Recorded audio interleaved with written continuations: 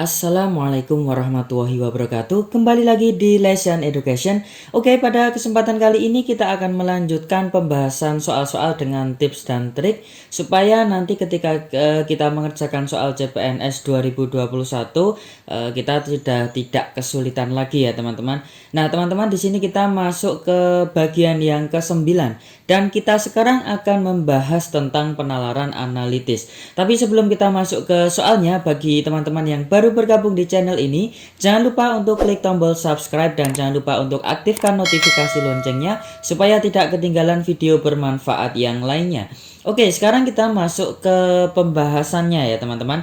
Nah, kita masuk ke soal nomor 48 ya. Ini adalah soal penalaran analitis, di mana soal ini biasanya disertai dengan kalimat-kalimat yang sangat panjang. Jadi ketika pembaca soal itu melihat pertanyaannya saja terkadang sudah down sendiri ya. Jadi biasanya dilewati seperti itu. Padahal kalau kita mengetahui triknya untuk mengerjakan soal seperti ini, itu nanti bisa mudah sekali ya mengerjakan soal seperti ini. Oke, sekarang kita ke soal nomor 48 ya. Jadi soalnya adalah Pak Ali menghemat biaya perjalanan dari kota A ke kota C. Rute perjalanan tersebut harus dilakukan dengan 2 kali penerbangan, yaitu dari kota A ke kota B, dilanjutkan dari kota B ke kota C. Tarif maskapai burung dari kota A ke kota B lebih mahal daripada maskapai rusa, tetapi tidak melebihi tarif maskapai ular. Tarif maskapai ular ya dari kota B ke kota C itu kurang dari tarif maskapai burung, tetapi sama dengan tarif maskapai rusa. Maskapai yang dipilih oleh Pak Ali dalam 2 penerbangan tersebut adalah ya A, B, C, D, E, seperti teman-teman bisa baca sendiri. Nah, teman-teman, triknya di sini ya, ini sangat penting ya. Kalau teman-teman membaca dulu semua soalnya kemudian baru memahami, itu nanti kerjanya 2 kali dan itu akan memakan waktu, akan menghabiskan waktu.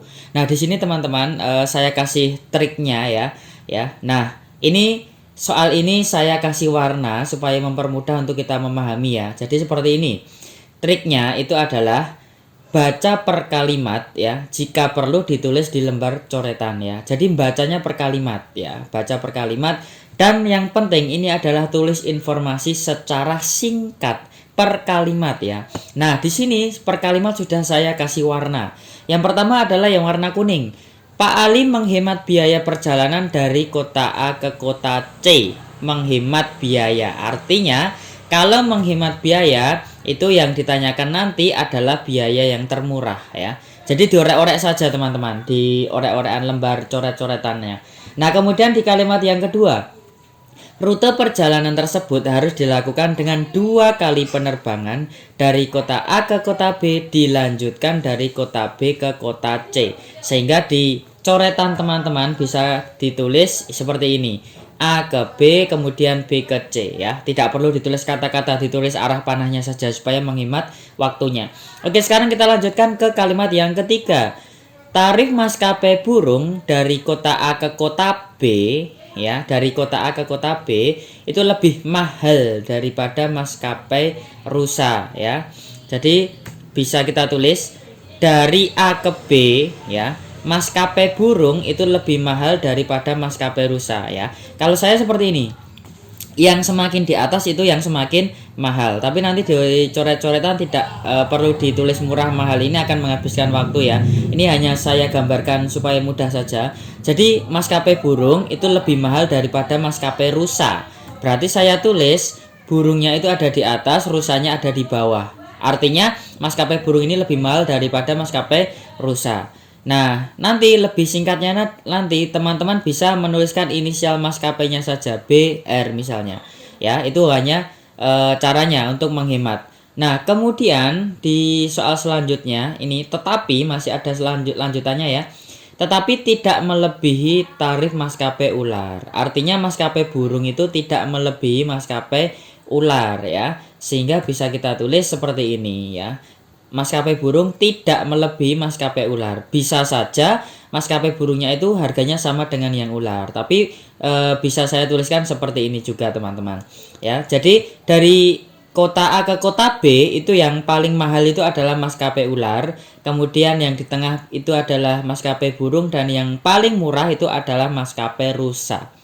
Itu perjalanan dari A ke kota B. Sehingga supaya harganya murah, berarti dari A ke B tentu Pak Ali akan memilih maskapai rusa ya. Nah, oke, sekarang kita lanjutkan. Sekarang dari B ke C. Ya, tarif maskapai ular dari kota B ke C kurang dari tarif maskapai burung ya. Ular kurang dari maskapai burung. Sehingga bisa saya tuliskan seperti ini ya. Ular kurang dari atau lebih murah dari maskapai burung ya. Kemudian tetapi sama dengan maskapai rusa. Jadi ular itu sama dengan maskapai rusa, sehingga bisa ditulis seperti ini ya. Maskapai ular itu sama harganya dengan maskapai rusa. Nah, sehingga dari sini kita bisa mendapatkan yang paling murah itu dari B ke C itu kalau tidak ular ya rusa ya. Sekarang kita tinggal pilih jawabannya saja. Berarti dari A ke B itu kita pakai maskapai rusa ya. Sedangkan dari B ke C kita pilih ular atau rusa sama saja ya. Di sini burung ya, salah. Berarti kita pakai maskapai ular ya. Berarti yang paling hemat, yang paling murah itu adalah rusa dan ular. Berarti jawaban yang paling tepat itu adalah yang C ya. Seperti itu teman-teman, bisa dipahami ya.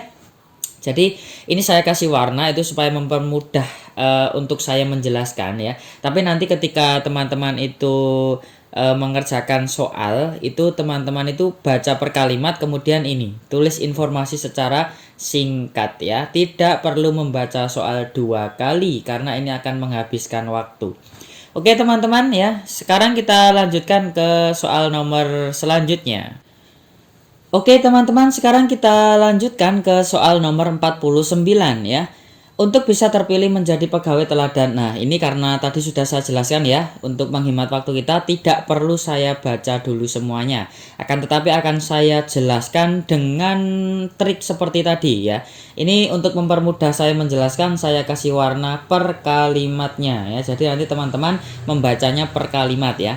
Jadi triknya masih sama, baca per kalimat, jika perlu tulis di lembar coretan. Maksudnya ditulis ini adalah informasinya secara singkat per kalimat. Oke, kita baca dulu kalimat yang pertama. Untuk bisa terpilih menjadi pegawai teladan di sebuah pabrik mobil ya, seorang karyawan harus rajin bekerja, berprestasi, dan sudah bekerja minimal 5 tahun ya. Kata kuncinya adalah teladan. Yang telah dimaksud dengan teladan itu pekerja itu harus rajin, berprestasi, minimal 5 tahun. Jadi teman-teman yang ditulis di coretan itu ini saja ya. Jadi untuk menghemat waktunya. Sekarang menuju ke kalimat yang kedua. Pak Harun adalah satpam yang disiplin ya. Ia baru bekerja 3 tahun ya. Tahun lalu ia berhasil menangkap seorang pencuri sepeda motor milik karyawan ya. 3 tahun artinya tidak masuk ya, tidak memenuhi kriteria teladan ya. Ya, di sini di kalimat terakhir itu perlu teman-teman tengok ya. Jadi kalimat yang terakhir itu biasanya berisi pertanyaan ya. Ini kan yang ditanyakan adalah yang teladan. Jadi Pak Harun itu tidak memenuhi kualifikasinya. Kemudian Dewi, staf tata usaha yang sering pergi berbelanja pada jam kerja. Artinya dia tidak disiplin ya, tidak rajin. Berarti langsung saja, coret saja, tidak memenuhi. Kemudian Pak Yanto bekerja di bagian produksi selama 6 tahun, sering izin ya, karena kurang sehat ya, sering izin. Artinya tidak rajin, berarti Pak Yanto juga tidak memenuhi. Sementara Yeni bekerja di bagian pemasaran, penjualannya melebihi target ya. Artinya melebihi target di sini Yeni itu adalah orang yang berprestasi tentu saja, dan karena melebihi target dan tentu saja orangnya pasti rajin teman-teman, dan telah bekerja selama 5 tahun, memenuhi ketiganya. Berarti di sini Yeni itu memenuhi kriterianya. Kemudian Endang sangat rajin masuk kerja ya, karyawan tata usaha yang telah bekerja selama 4 tahun, belum memenuhi kriteria minimalnya ya. Berarti gelar pegawai teladan sebaiknya diberikan kepada siapa? Kepada Yeni. Berarti jawaban yang paling tepat itu adalah yang D. Oke teman-teman, seperti itu ya. Jadi triknya sekali lagi teman-teman bisa membaca per kalimatnya.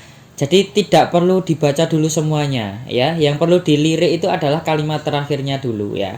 Dan sekilas pilihan gandanya juga dilihat. Jadi tidak harus dibaca semuanya. Kalau soalnya panjang seperti ini langsung baca per kalimatnya dan langsung diorek-orek.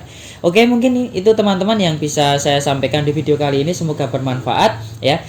Terima kasih sudah menyaksikan sampai akhir dan dukung terus channel ini dengan cara klik tombol subscribe dan aktifkan notifikasi loncengnya, dan juga teman-teman silahkan like jika suka dan dislike jika tidak suka. Oke, silahkan tinggalkan komentar, kritik, saran untuk pembahasan soal selanjutnya. Terima kasih, sampai jumpa di video selanjutnya. Wassalamualaikum warahmatullahi wabarakatuh.